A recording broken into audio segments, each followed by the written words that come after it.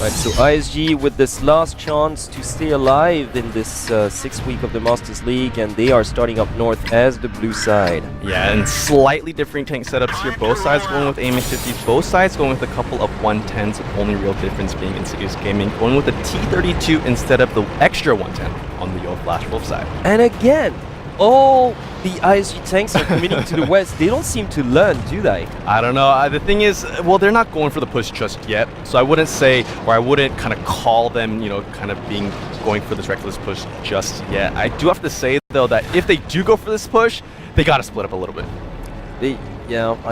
Once again, every single time we've seen them start with this defensive setup on the west, ultimately they have decided to just somehow try to go for that western part of the park area, and they have been systematically mangled. Now, I just really don't think this is a good idea. Yeah, and they have been spotted, actually. Well, yeah, how can you not be spotted? As a matter of fact, like, this is a wide open area to the northwest as well. The only team, all they have got to do is just post a couple of tanks to, the southern edge of the park area to spot them.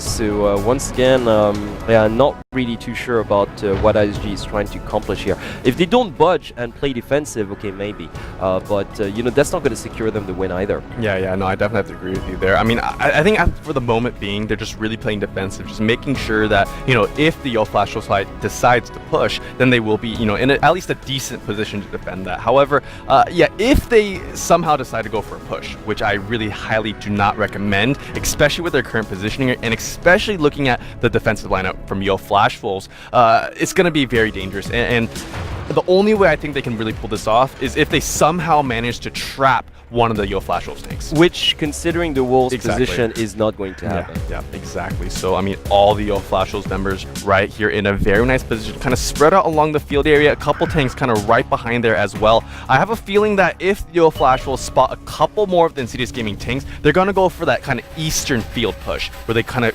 hug the eastern, kind of base the hilltop, and then kind of go into the northern part of the city through that way. To be honest with you, I think the Wolves are just gonna wait, pretty much, at least until we're down to like 4 minutes or something, because they really don't have to do much at this point, because they're leading to the love down, and they know that ISG somehow has got to pull off something in order to come back. So if I were the Wolves, I'd just wait. At least for a couple minutes. Exactly, just let the timer run out, let them sweat a wee bit where they are. And just really clearly show them that, if you want to attack us at this point, well, you're going to walk into a wall of fire, pretty much. So, I don't know. What I would do, though, is I would at least send one of the T1s from the Yo Flash side, maybe either to the field or to the hill. Because even, one of the T1s to the northwestern part of the field area, like in that corner there, it would actually spot, almost every single one of those Insidious Gaming That is tanks. true. And besides, you would not be vulnerable, crossing the park at this point. So, because there's so much cover, actually, from the Yo Flash side. Well, yeah, exactly. So, once again, or even one to the hilltop, because both Nisa and Black 4 are being extremely passive in the scouting job as well. So right now, if we just keep on playing like this, really nothing's going to happen. But I reckon the T1s on both sides should try to do a bit more. Yeah, especially on the Yo Flash Wolf side. I mean, they really don't have much to lose at this point. They're 2 sets up to love here. They can at least risk something, especially those T1s. Losing a T1 is not the end of the world here. And even though they lose that T1, if they manage to spot some or at least more of the Insidious Gaming tanks, it's going to allow them to spread out even more, get more map control, and then kind of set up the push that I have a feeling that they are eventually going to do.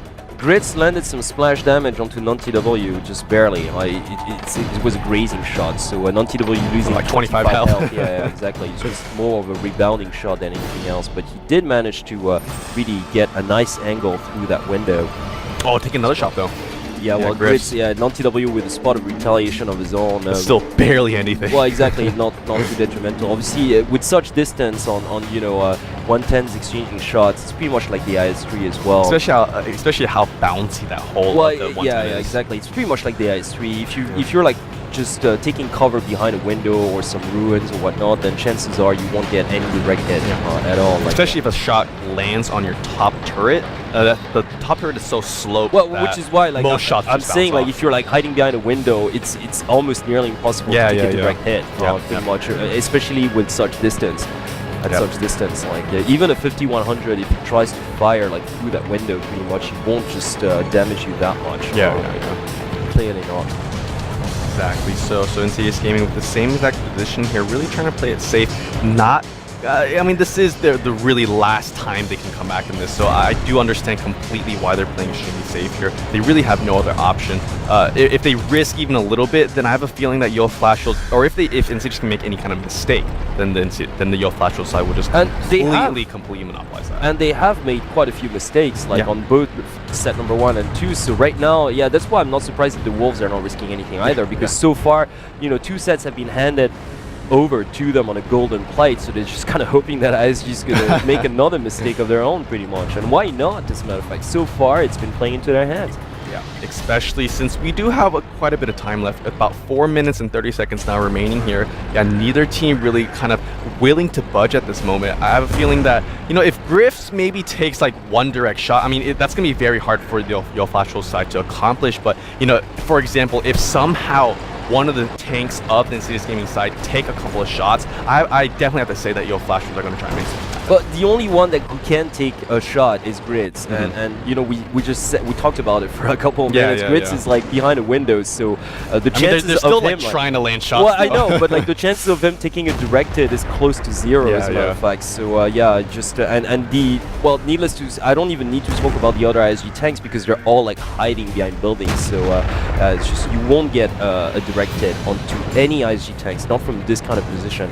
Slightly disappointed that the Wolves, you know, I'm not asking them to push, but at least like try to get more vision. They're not even doing that at this point, like we had talked about earlier. Like they're send not out the T1s. Exactly, they're not even sending those T1s, and that's a trifle disappointing. Yeah, definitely, especially because how kind of passive Insidious Gaming are right now. They're not moving at all, actually. Exactly, so the Wolves would not even be risking the lives of those scouts. Like but they have actually moved their T1s up here to the hilltop with area the 5100. with the 5100. So actually, it's not that bad of a trade here. It is actually a little bit safer to go for this hilltop area instead of going for the west, especially since every single one of the Insidious Gaming members are over there. Yeah, so I think actually that's why they didn't just commit over there, because they realized that even if they got vision, even if you know, whatever happened over there, they just could not push there on even ground, even footing. So the Wolves now, the Wolves now are progressing like across the center park area. They're just gonna go for a push, but okay, yeah, this is crunch time really.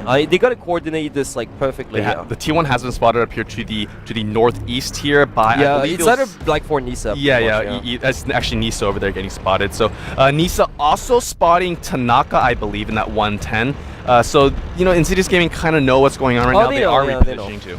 Well, I mean, from where they are, they can comfortably defend their base. But yeah, that's why that push from the Wolves will have to be like just coordinated to perfection for them to pull this off, because yeah, ISG are really ready for them at this point.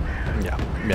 4 of the Yo Flash tanks posted up here to the northern part of the field area. They have not been spotted by, or they have been spotted briefly by Insidious Gaming, but they have no vision on them at the moment here. I think they're gonna maybe wait for like maybe 30 more seconds, just so that if they do go for this push, then they can maybe close it out with just getting 1 kill. And because if they go for the base capture, there's no way they can pull it off, especially with the Insidious Gaming positioning here. T1 getting taken down there. Edison 99, the first tank to fall here.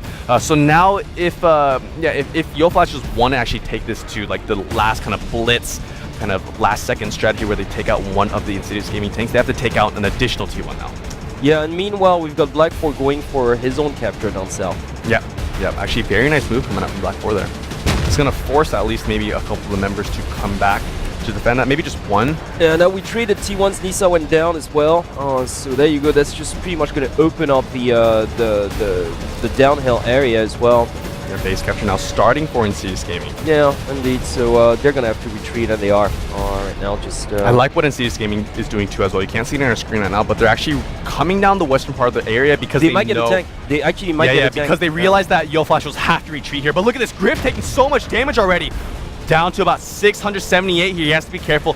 Rex actually just ignoring him, coming back to defend this base capture. It's pretty risky though for the NTW taking a shot, because they're just smack like in the open field area, and you know what? Like one of them might actually get trapped. Non-TW is going to go down. Yeah, he's trapped. Non-TW is going to go down. There's nothing he can do up there. Yeah, he goes down. So a very cheeky win, perhaps, for ISG. Honestly, YoFlash should have just gone in there. They had the positioning. Well, they waited a little too long. Yeah, I don't know really why. They just camped up there to the northern part of the field area. No, because obviously, Death Skies might go down here though. You know, because Death Skies goes down. Okay, so it's tied up. it's tied up. Yeah, no, because you know, Black 4 was actually forced them to retreat, so that was a really fortunate kill for them. Yeah. Well, at the